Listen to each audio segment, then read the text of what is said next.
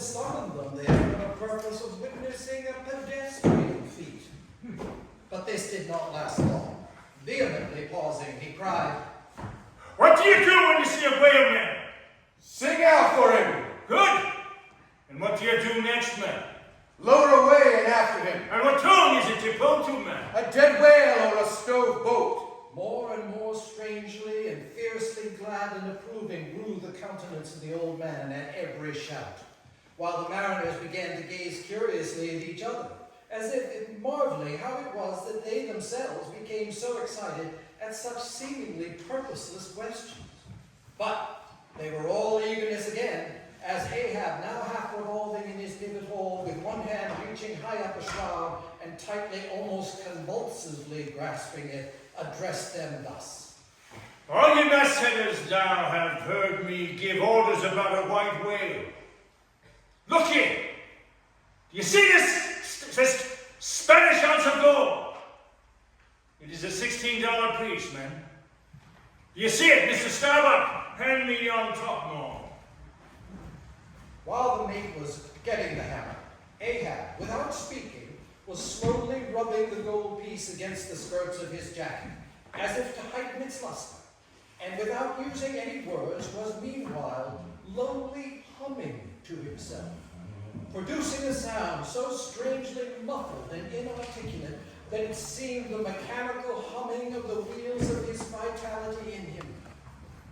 Receiving the top maul from Starbuck, he advanced towards the mainmast with the hammer uplifted in one hand, exhibiting the gold with the other, and with a high, raised voice exclaiming, "Whosoever of ye raises me a white-headed whale, with a wrinkled brow and a crooked jaw, whosoever of ye raises me that white-headed whale, with 3 holes punctured in his starboard fluke, look ye, whosoever of ye raises me that same white whale, he shall have this gold ounce before." "Huzzah! Huzzah!" "It's a white whale," I say. "A white whale! Skin your eyes for him, men. Look sharp for white water. If you see but a bubble, sing out." all this, while Tashtigo, Dagu, and Quique had looked on with even more intense interest and surprise than the rest. And at the mention of the wrinkled brow and crooked jaw, they had started, as if each was separately touched by some specific recollection. "Captain Ahab," said Tashtigo, "that white whale must be the same that some call Moby-Dick." Moby-Dick? Do you know the white whale, then, Pat? "Does he fantail a little curious, sir, before he goes down?" "And has he a curious spout, too?" said Dagu. "Very bushy, even for a pomosity, and mighty quick, Captain Ahab." "And he have 1, 2, 3, good many iron in him high too, Captain," cried Quique disjointedly. "All twisty-tea, but twist, like him.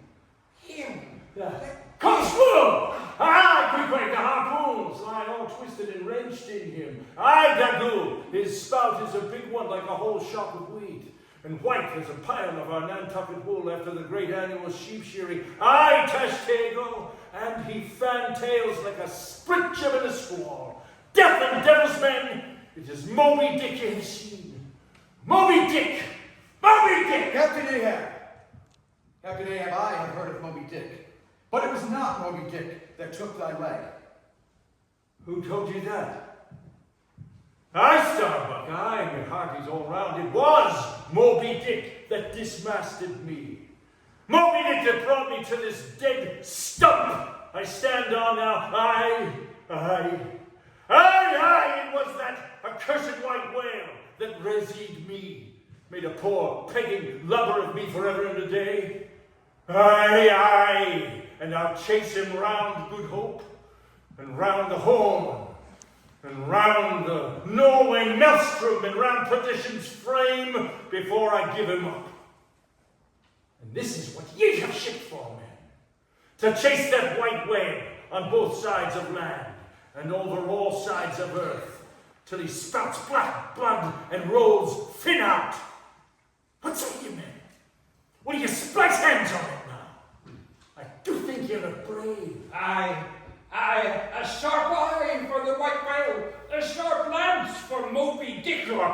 mercy!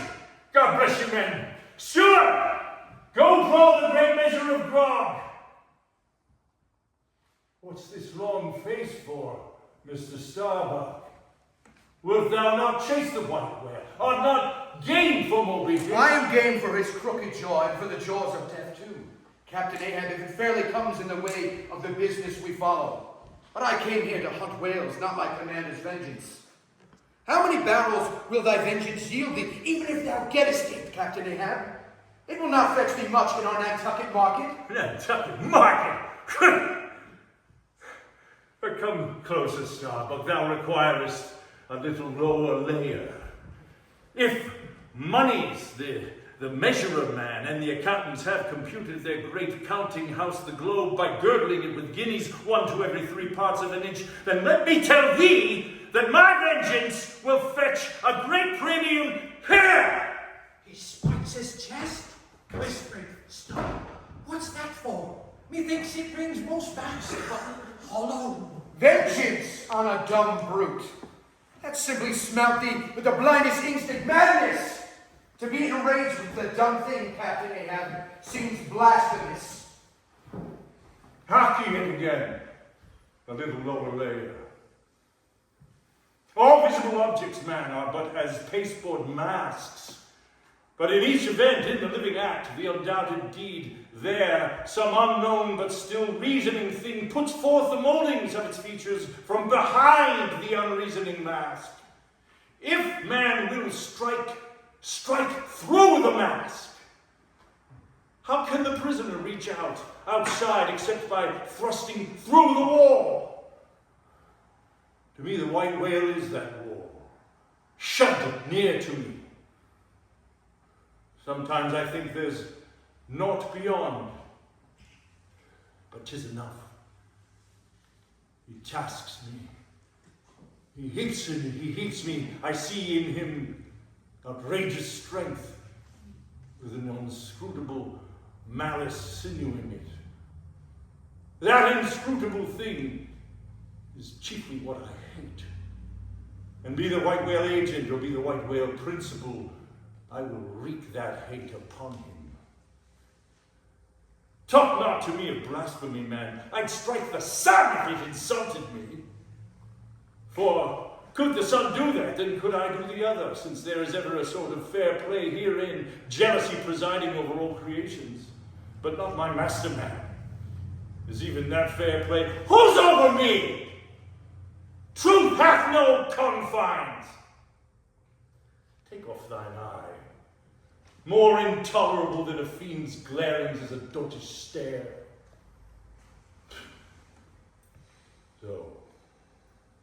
So thou reddenest and palest. My heat has melted thee to anger glow.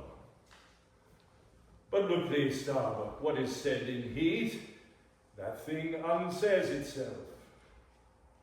There are men from whom warm words are small indignity. I meant not to incense thee. Let it go.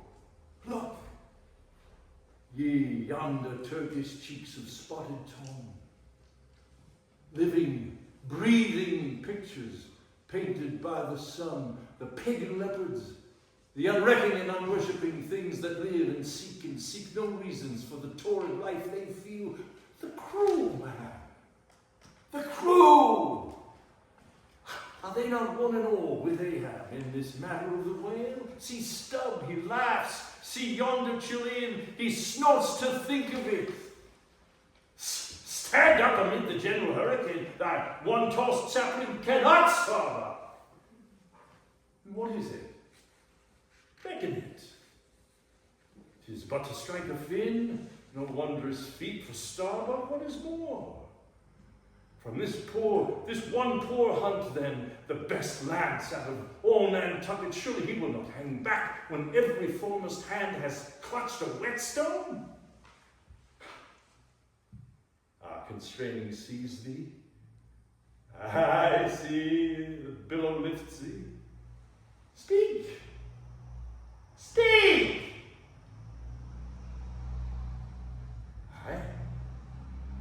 Aye, thy silence then, that voices thee.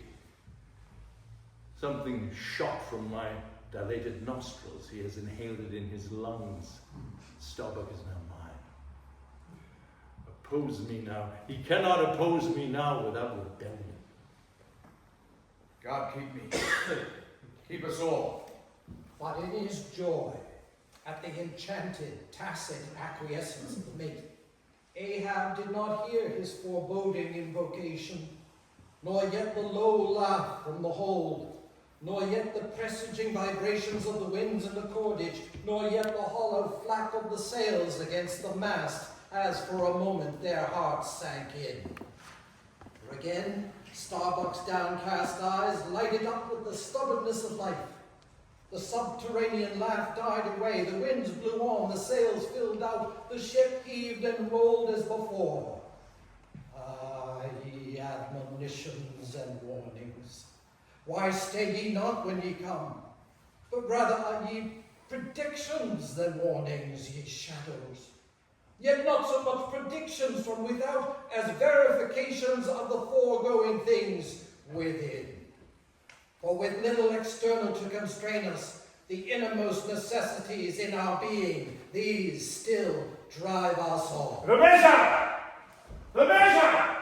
Receiving the brimming pewter and turning to the harpooneers, he ordered them to produce their weapons. Then, ranging them before him near the capstan with their harpoons in their hands, while his mates stood at his side with their lances, and the rest of the ship's company formed a circle around the group. He stood for an instant, searchingly eyeing every man of his crew. But those wild eyes met his, and the bloodshot eyes of the prairie wolves met the eye of their leader ere he rushes on at their head in the trail of the bison. But alas, only to fall into the hidden snare of the Indian. Drink and pass. The crew alone now drink round with it. Round, short draughts, long swallows men, 'tis hot as Satan's hoof. So round it goes excellently. It spiralizes in you, forks out at the serpent snapping eye. Well done, almost trained. That way it went, this way it comes. Hand it me. Here's a hollow. Men, you seem the gears, so brimming life is gulped and gone. Stood, refill! Attend now, my braves, I have mustered ye all around this capstan, and ye mates, flank me with your lances, and ye harpooneers, stand there with your irons, and ye stout mariners, ring me in that I may in some sort revive a noble custom of my fishermen fathers before me. Oh, men, you will yet see that. Ha, boy, come back. Bad pennies come not sooner. Hand it me. Why now this pewter had now run brimming again. Would not thou, St. Vitus imp, away, thou ague. Advance, ye mates, cross your lances before me. Well done. Let me touch the axis. So saying with extended arm, he grasped the level, radiating lances at their cross center, while so doing suddenly and nervously twitched them. Meanwhile, glancing intently from Starbuck to Stubb, from Stubb to Flask. It seemed as though by some nameless interior volition, he would fain have shocked into them the same fiery motion accumulated within the Leyden jar of his own magnetic life. The mates quailed before his strong, sustained, and mystic aspect. Stubb and Flask looked sideways from him. The honest eye of Starbuck fell downright. In vain. But maybe 'tis well, for did ye but once take the full forced shock, then mine own electric thing, that had perhaps expired from out me. Perchance, too, it would have dropped ye dead. Perchance, ye need it not. Down, lances! And now, ye mates, I do appoint ye cupbearers to my pagan kinsmen there. Yon most honorable gentlemen and noblemen, my valiant harpooneers. Disdain the task. Why? When the great Pope washes the feet of beggars using his tiara azure, oh, my sweet cardinals, your own condescension, that shall bend ye to it. I do not order ye, ye will it. Cut your seizings, and draw your poles, ye harpooneers. Silently obeying the order, the harpooneers now stood with a detached iron part of their harpoons, some 3 feet long, held barbs up before him. Now ye stand. Commend the murderous chalice. Bestow them, ye who are now made parties to this indissoluble league. Ha! Starbuck, but the deed is done. Yon ratifying sun now waits to sit upon it. Drink, ye harpooneers, drink, and swear, ye men, that man the deathful whaleboat's bow. Death to Moby-Dick! God hunt us all, if we do not hunt Moby-Dick to his death! The goblets were lifted, and to cries and maledictions against the white whale, the spirits were simultaneously quaffed down with a hiss. Starbuck paled and turned and shivered. Once more and finally the replenished pewter went the rounds among the frantic crew, when, waving his free hand to them, they all dispersed, and Ahab retired within his cabin.